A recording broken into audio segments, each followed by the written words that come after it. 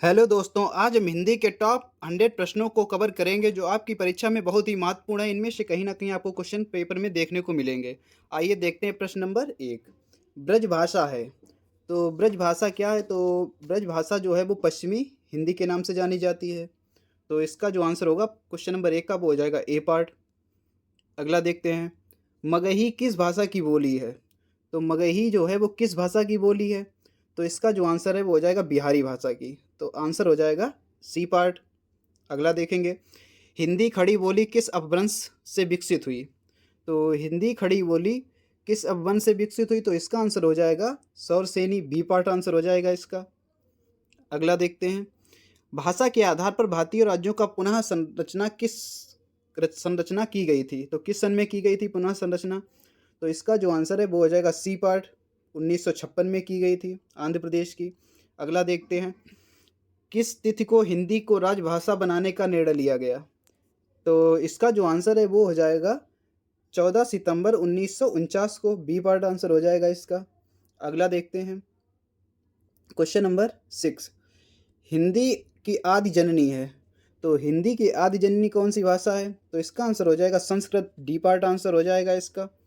अगला देखेंगे, हिंदी भाषा किस दिन मनाया जाता है? तो हिंदी भाषा दिवस किस दिन मनाया जाता है?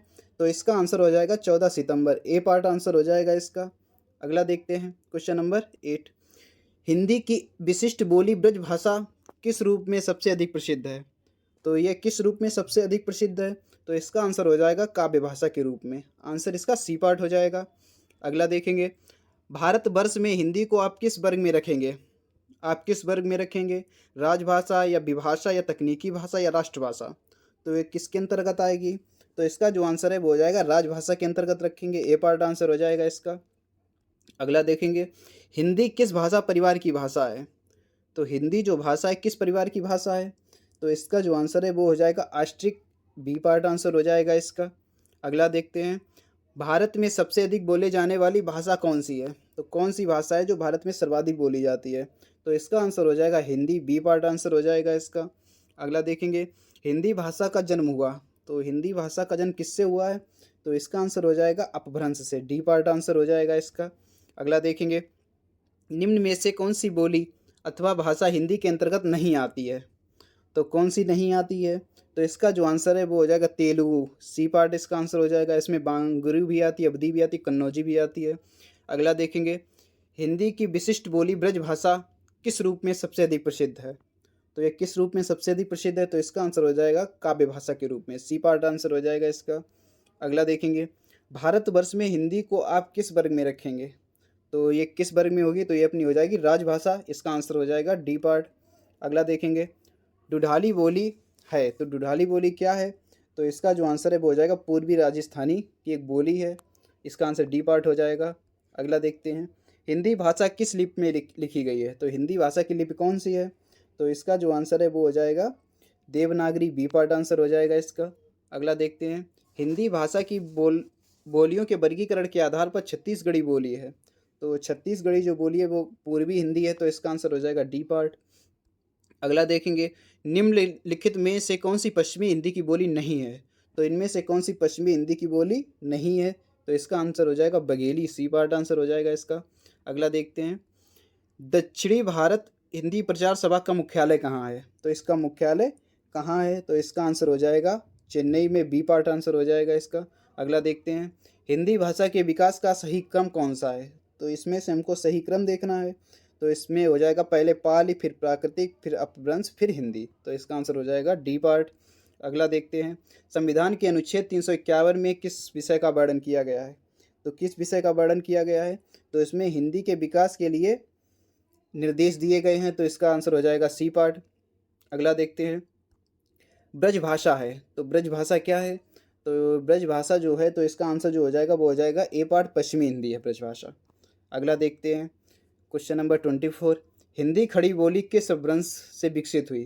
तो हिंदी खड़ी बोली जो है वो किस अपभ्रंश से विकसित हुई? तो इसका आंसर जो है वो हो जाएगा सौरसेन से, सौरसेनी से, बी पार्ट आंसर हो जाएगा। अगला देखेंगे, हिंदी की आदि जननी कौन सी भाषा है? तो इसका आंसर हो जाएगा संस्कृत, डी पार्ट आंसर हो जाएगा इसका। अगला देखेंगे, हिंदी वर्णमाला में अयोगवाह वर्ण कौन से हैं? तो अयोगवाह वर्ण निम्नलिखित में से कौन से हैं? तो इसका आंसर हो जाएगा अंग, आहा, सी पार्ट आंसर हो जाएगा। अगला देखेंगे, वर्णमाला कहते हैं, तो हम वर्णमाला की जो परिभाषा है वो क्या होगी इसमें? तो वर्णमाला हम किसे कहते हैं? तो आंसर हो जाएगा सी पार्ट, वर्णों के व्यवस्थित समूह को वर्णमाला कहते हैं। अगला देखेंगे, निम्नलिखित में से कंठ ध्वनियाँ कौन सी हैं? तो इनमें से कौन सी ध्वनियाँ ऐसी हैं जो कंठ से निकलती हैं? तो आंसर हो जाएगा का और खा, डी पार्ट आंसर हो जाएगा। अगला देखेंगे, स्थान के आधार पर बताइए कि मूर्धन्य व्यंजन कौन से हैं? तो कौन से व्यंजन ऐसे हैं जो मूर्धन्य हैं? तो आंसर हो जाएगा डा और ढा, ए पार्ट आंसर हो जाएगा इसका। अगला देखेंगे, निम्नलिखित में से अल्प प्राण वर्ण कौन से हैं? तो अल्प प्राण वर्ण इनमें निम्नलिखित में से कौन से हैं? तो अल्प प्राण जो होते हैं वो का और गा हैं, तो आंसर हो जाएगा ए पार्ट। अगला देखेंगे, निम्नलिखित में से नासिक के व्यंजन कौन से हैं जो नसिका द्वारा बोले जाते हैं? तो इसका आंसर जो है वो हो जाएगा ये हो जाएगा अपना ए पार्ट। अगला देखेंगे, ए वर्ड क्या कहलाते हैं? तो ए वर्ड क्या कहलाते हैं? तो इसका जो आंसर है वो हो जाएगा कंठ तालव्य, सी पार्ट आंसर हो जाएगा इसका। हिंदी वर्णमाला में अयोगवाह वर्ण कौन से हैं? तो हिंदी वर्णमाला में अयोगवाह जो वर्ण है तो इसका आंसर हो जाएगा अंग, आह, सी पार्ट आंसर हो जाएगा। अगला देखेंगे, कौन सा अमानक वर्ण है? तो इनमें से कौन सा अमानक वर्ण है? तो इसका आंसर हो जाएगा माँ, बी पार्ट आंसर हो जाएगा इसका। अगला देखेंगे, का, गा, जा, फा ध्वनियाँ किसकी हैं? तो ये किसकी है? तो इसमें जो आंसर होगा वो हो जाएगा अरबी और ये फारसी की ध्वनियाँ हैं, बी पार्ट आंसर हो जाएगा इसका। अगला देखेंगे, हिंदी में मूलतः वर्णों की संख्या कितनी है? तो मूलतः वर्णों की जो संख्या हिंदी में है वो है 52, आंसर हो जाएगा इसका सी पार्ट।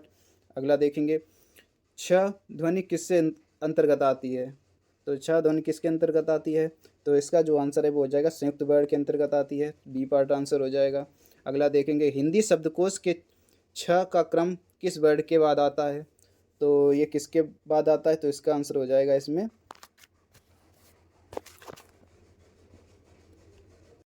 छ का क्रम किस वर्ण के बाद आता है? तो इसमें छ इसके बाद भी नहीं, इसके बाद भी नहीं, इसके बाद भी नहीं, इसके बाद, तो इसमें से इस जो आंसर होगा वो हो जाएगा हा। अगला देखते हैं, ज्ञा वर्ण किस वर्ण क्रम के संयोग से बनता है? तो ज्ञा जो है वो किन किन वर्णों के संयोग से बनता है? तो इसका जो आंसर है वो हो जाएगा जा प्लस वा। अगला देखते हैं क्वेश्चन नंबर 40, अघोष वर्ण कौन सा है? तो निम्नलिखित में से कौन सा वर्ण अघोष है? तो आंसर हो जाएगा सा, सी पार्ट आंसर हो जाएगा इसका। अगला देखते हैं, घा का उच्चारण स्थान कौन सा है? तो घा का जो उच्चारण स्थान है वो है कंठ, ए पार्ट आंसर हो जाएगा। अगला देखेंगे, इनमें संयुक्त व्यंजन कौन सा है? निम्नलिखित में संयुक्त व्यंजन कौन सा है? तो जो इसका आंसर है क्वेश्चन नंबर 42 का, तो ये आंसर हो जाएगा ज्ञा, ए पार्ट आंसर हो जाएगा इसका। अगला देखते हैं, निम्नलिखित में से कौन सा वर्ण उच्चारण की वृद्धि में दंत नहीं है? तो कौन सा वर्ण है जो उच्चारण की दृष्टि में दंत नहीं है? तो इसका जो आंसर है वो हो जाएगा टा, बी पार्ट आंसर हो जाएगा। अगला देखते हैं, छा वर्ण किसके संयोग से बनता है? तो जो छा वर्ण है वो किसके संयोग से बनता है? तो का प्लस सा से मिलकर बनता है, तो आंसर इसका बी पार्ट हो जाएगा। अगला देखते हैं, हिंदी वर्णमाला में स्वरों की कुल संख्या कितनी है? तो हिंदी वर्णमाला में स्वरों की कुल संख्या कितनी है? तो इसका जो आंसर है वो हो जाएगा 11, तो आंसर हो जाएगा बी पार्ट। अगला देखेंगे, निम्नलिखित में कौन स्वर नहीं है? तो कौन सा निम्नलिखित में से स्वर नहीं है? तो इसका आंसर हो जाएगा वहाँ, तो आंसर हो जाएगा सी पार्ट। अगला देखेंगे, निम्नलिखित में से कौन सा टा वर्ग नहीं है? तो इनमें से कौन सा वर्ड है जो टा वर्ग का नहीं है? तो इसका जो आंसर है वो हो जाएगा घा, सी पार्ट आंसर हो जाएगा इसका। अगला देखते हैं, हिंदी वर्णमाला में व्यंजनों की संख्या है। हिंदी वर्णमाला में व्यंजनों की संख्या है, तो इसका आंसर जो है वो हो जाएगा 33, बी पार्ट आंसर हो जाएगा इसका। अगला देखते हैं, निम्नलिखित में से कौन सा स्पर्श स्वर है? कौन सा श्रृंग स्वर है? तो इसका आंसर जो है वो हो जाएगा 49 का आ, सी पार्ट आंसर हो जाएगा। अगला देखते हैं, निम्नलिखित में से कौन योगवाह है? तो इनमें से कौन सा योगवाह है? तो आंसर हो जाएगा विसर्ग, सी पार्ट आंसर हो जाएगा। अगला देखते हैं, छा ध्वनि का उच्चारण स्थान है। तो छा ध्वनि का उच्चारण स्थान इनमें से कौन सा है?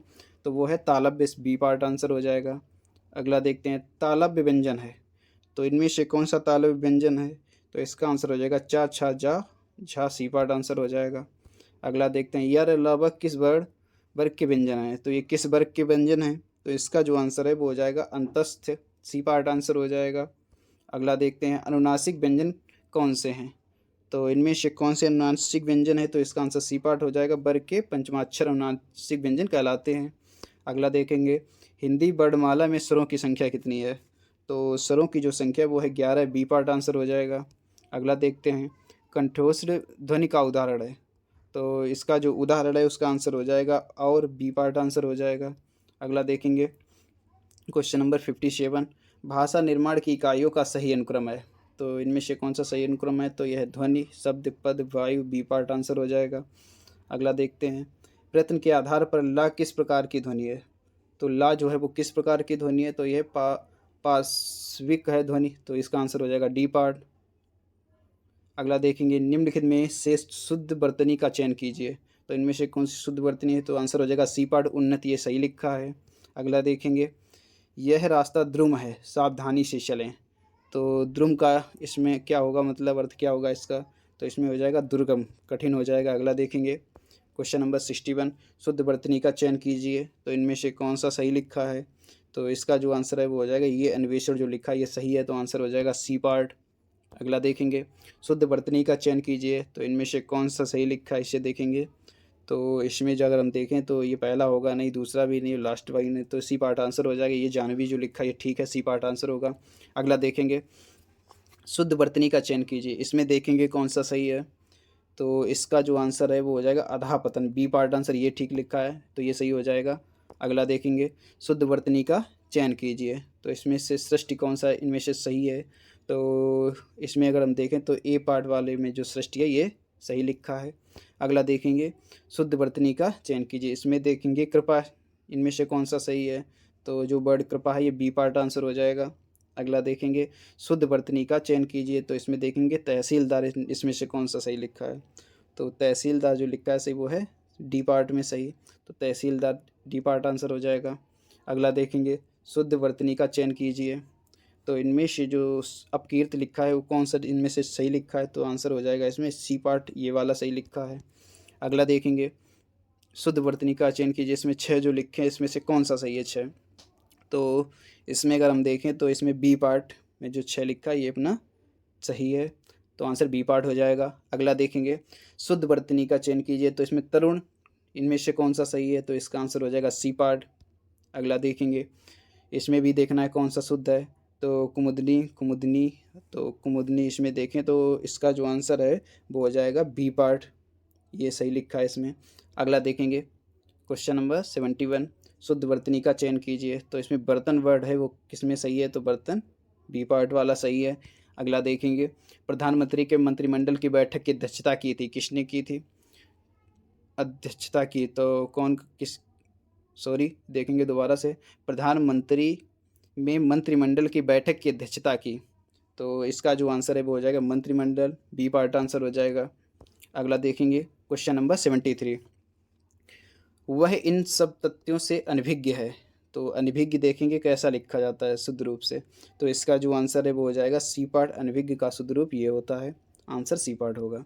अगला देखेंगे स्वतंत्रता संग्राम में हजारों वीरों ने अपने प्राणों की आहुति दी, तो स्वतंत्र देखेंगे कौन सा सही इसमें है, तो इसका जो आंसर है वो हो जाएगा ये वाला बी पार्ट, तो आंसर बी पार्ट होगा इसका। अगला देखेंगे भारतीय समाज का पुनरुत्थान शिक्षा के विकास से होता है संभव है, तो पुनरुत्थान वर्ड देखेंगे इसमें से कौन सा सही है, तो इसका जो आंसर हो ये वाला फर्स्ट पार्ट जो है ये वाला सही लिखा है, तो ए पार्ट आंसर हो जाएगा। अगला देखेंगे क्वेश्चन नंबर 76, उनके स्नेह की अन्य उनके स्नेह की अंतर इसलिए सरिता मुख मुद्रा से स्पष्ट झांक रही थी, तो अंत इसलिए ये इसमें देखेंगे कौन सा सही लिखा है, तो इसका जो आंसर है वो हो जाएगा डी पार्ट, ये अपना सही लिखा है। अगला देखेंगे नायिका उद्ग्रीव रख कर दिन भर नायक की प्रतीक्षा करती है, तो इसमें से देखेंगे उद्ग्रीव कौन सा सही लिखा है, तो इसका जो आंसर है वो हो जाएगा ए पार्ट, ये सही लिखा है। अगला देखेंगे युधिष्ठिर सबसे बड़े पांडव थे, तो युधिष्ठिर इसमें से कौन सा सही लिखा है, तो इसमें ये ए पार्ट है, ये सही लिखा है। अगला देखेंगे क्वेश्चन नंबर 79, अनुशासन के अभाव में विद्यार्थियों में उच्छृंखला आती है, तो इसमें उच्छृंखला कौन सा सही वर्ड है, इसमें से देखेंगे क्वेश्चन नंबर 79, तो इसका आंसर हो जाएगा डी पार्ट, ये सही लिखा है। अगला देखेंगे, सभी देशवासियों को देश की समस्याओं के समाधान के लिए स्वयं में सन्नद्ध हो जाना चाहिए, तो सन्नद्ध का इसमें देखेंगे वर्ड कौन सा शुद्ध है, तो इसका जो आंसर है वो हो जाएगा बी पार्ट, ये सही लिखा है। अगला देखेंगे, कृष्ण भक्ति काव्य में ऐसा बहुत कुछ है जो नित्य और अमितिक सांप्रदायिक कामों से संबंधित है, तो निमित्तिक देखेंगे इसमें से कौन सा वर्ड सही रूप में लिखा है, तो 81 का जो आंसर है तो वो हो जाएगा ए पार्ट, ये शुद्ध रूप से लिखा है। अगला देखेंगे क्वेश्चन नंबर 82, दिन ब दिन रसायनों के अप्रत्याशित प्रभाव सामने आ रहे हैं, तो अप्रत्याशित देखेंगे इसमें से कौन सा वर्ड सही है, अप्रत्याशित किस प्रकार लिखा जाता है, तो इसका जो आंसर है वो हो जाएगा बी पार्ट, अप्रत्याशित का सही जो शुद्ध रूप है वो बी पार्ट में लिखा है। अगला देखेंगे, उपनिषदों को गीता का शत्रुह कहा किसने कहा है, तो किसने कहा है शत्रुह। अगला देखेंगे, इसका जो आंसर है वो देखेंगे 83 का, तो इसका जो आंसर है वो हो जाएगा, इसमें स्रोत पूछा गया है, ये वाला जो वर्ड है वो स्रोत के रूप में पूछा गया है। अगला देखेंगे, पति पत्नी के जोड़े को दाम्पत्य कहते हैं, तो दाम्पत्य का शुद्ध रूप कौन सा होगा, तो दाम्पत्य का जो शुद्ध रूप होगा वो होगा डी पार्ट। अगला देखेंगे, विक्रमी संवत ईस्वी में संवत से 57 वर्ष आगे, ईयर आगे 57 ईयर्स आगे रहता है, तो किससे आगे रहता है, तो इसका जो आंसर है वो हो जाएगा डी पार्ट, संवत से आगे रहता है। अगला देखेंगे, अत्यधिक व्यवस्था से जीवन में निरसता आ जाती है, तो अत्यधिक वर्ड देखेंगे किस में शुद्ध रूप से लिखा है, तो जो अत्यधिक वर्ड है वो फर्स्ट पार्ट में शुद्ध रूप से लिखा है। अगला देखेंगे, अंग प्रत्यारोपण के क्षेत्र में भारतीय शल्य चिकित्सक पर्याप्त सफल हैं, तो चिकित्सक देखेंगे किस में शुद्ध रूप से लिखा है, तो चिकित्सक वर्ड देखो उसमें सी पार्ट दिख रहा है, इसमें सही से लिखा है, तो शुद्ध रूप सी पार्ट हो जाएगा। अगला देखेंगे, संस्कृत संश्लिष्ट भाषा है, तो संश्लिष्ट देखेंगे कैसे लिखा जाता है शुद्ध रूप से, तो संश्लिष्ट का जो शुद्ध रूप है वो सी पार्ट में है, तो आंसर सी पार्ट हो जाएगा। अगला देखेंगे, मंदाकिनी की जलधारा अजस्र रूप से प्रवाहित होती है, तो अजस्र देखेंगे कौन सा शुद्ध रूप से लिखा है, तो 89 का आंसर हो जाएगा ए पार्ट, अजस्र वर्ड ए पार्ट में शुद्ध रूप से लिखा है। अगला देखेंगे, सभी भारतीय गीता के महात्म्य से परिचित हैं, तो परिचित हैं, तो इसका जो आंसर है वो हो जाएगा बी पार्ट। अगला देखेंगे, क्वेश्चन नंबर 91, शारीरिक आरोग्य के लिए प्रातः एवं संध्याकालीन भ्रमण अत्यंत लाभप्रद माना जाता है, तो इसका जो आंसर है वो हो जाएगा सी पार्ट, आरोग्य, बट यहाँ पर ठीक लिखा है सी पार्ट में। अगला देखेंगे, मदर टेरेसा का जीवन रोगियों की सेवा शुश्रूषा देखेंगे इसमें कौन सा वर्ड शुद्ध रूप से है, तो शुश्रूषा का जो वर्ड शुद्ध है वो होगा सी पार्ट का, तो आंसर हो जाएगा सी पार्ट। अगला देखेंगे, क्वेश्चन नंबर 93, ज्ञान का भंडार अथाह होता है, तो ज्ञान जो है उसमें इसमें गलत है, तो सही वाला देखेंगे कौन सा है, तो जो ए पार्ट में ज्ञान है ये अपना शुद्ध रूप से हो जाएगा। अगला देखेंगे, शारीरिक आरोग्य के लिए प्रातः एवं संध्याकालीन भ्रमण अत्यंत लाभप्रद माना जाता है, तो इसमें आरोग्य वर्ड जो है वो किस रूप में लिखा जाएगा, तो इसका जो आंसर है वो हो जाएगा सी पार्ट, आरोग्य वर्ड यहाँ पर शुद्ध रूप से लिखा है। अगला देखेंगे, दिए गए शब्दों में शुद्ध वर्तनी वाला शब्द लिखिए, तो सच्चिदानंद जो है वो किस में शुद्ध रूप से लिखा है, तो इसका आंसर हो जाएगा ए पार्ट। अगला देखेंगे, क्वेश्चन नंबर 96, दिए गए शब्दों में शुद्ध वर्तनी वाला शब्द है, तो शुद्ध वर्तनी वाला शब्द इनमें से कौन सा है, तो इसका आंसर हो जाएगा सुषुप्ति, ए पार्ट आंसर हो जाएगा। अगला देखेंगे, क्वेश्चन नंबर 97, दो वर्णों के मेल से होने वाले विकार को कहते हैं, तो दो वर्णों के मेल से जो विकार उत्पन्न होता है उसे संधि कहते हैं, तो आंसर हो जाएगा डी पार्ट। अगला देखते हैं, संधि कितने प्रकार की होती है, तो संधि के जो प्रकार हैं वो हैं 3, स्वर व्यंजन और विसर्ग। अगला देखेंगे, दयानंद में प्रयुक्त संधि कौन सी है, तो दयानंद में जो संधि है वो है दीर्घ संधि, आंसर इसका हो जाएगा ए पार्ट। अगला देखेंगे, लास्ट क्वेश्चन, कपीस में प्रयुक्त संधि का नाम क्या है, तो कपीस में कौन सी संधि प्रयुक्त है, तो इसका आंसर हो जाएगा भी दीर्घ संधि, इसमें भी दीर्घ संधि है।